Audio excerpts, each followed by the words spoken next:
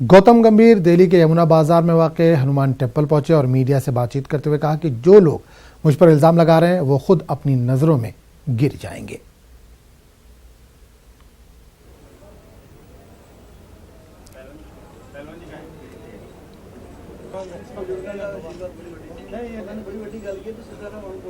देखिए, वो आपको 23 तारीख को पता चल जाएगा कि आशीर्वाद मिल रहा है नहीं मिल रहा, लेकिन मैं भगवान में मानता हूँ। मैं तो भगवान से जो भी मुझे लगता है कि जैसे मैंने आपको बोला कि जो दिल्ली के लिए, इस देश के लिए बेस्ट कैंडिडेट है, जो ईस्ट दिल्ली के लिए बेस्ट कैंडिडेट है, वो जीते।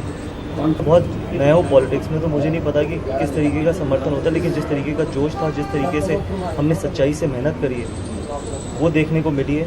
और हमने एक ऐसी राजनीति करने की कोशिश करी है जिसकी इस देश को ज़रूरत है। बाकी आपको पता चल जाएगा 23 तारीख को कि जनता हमारे साथ है या जनता किसी और के साथ। क्या अपील करना चाहेंगे? लास्ट मैसेज जो गौतम गंभीर का है वो दिल्ली की जनता के लिए क्या है?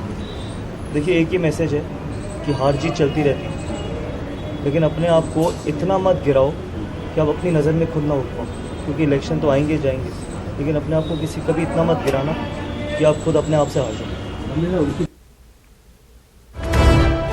इस वक्त बड़ी खबर आ रही है, आईटीसी के चेयरमैन वाईसी देवेश्वर का इंतकाल। देवेश्वर 72 साल के थे। 1968 में इन्होंने आईटीसी ज्वाइन किया था। 1996 में वो कंपनी के एग्जीक्यूटिव चेयरमैन बने।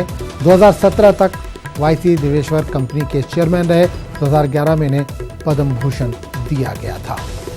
आपको एक बार फिर बता दें, इस वक्त खबर आ रही है, आईटीसी के चेयरमैन वाईसी देवेश्वर का इंतकाल हो गया। देवेश्वर 72 साल के थे। 1968 में इन्होंने आईटीसी ज्वाइन किया था। 1996 में वो कंपनी के एग्जीक्यूटिव मैनेजर बने, चेयरमैन बने।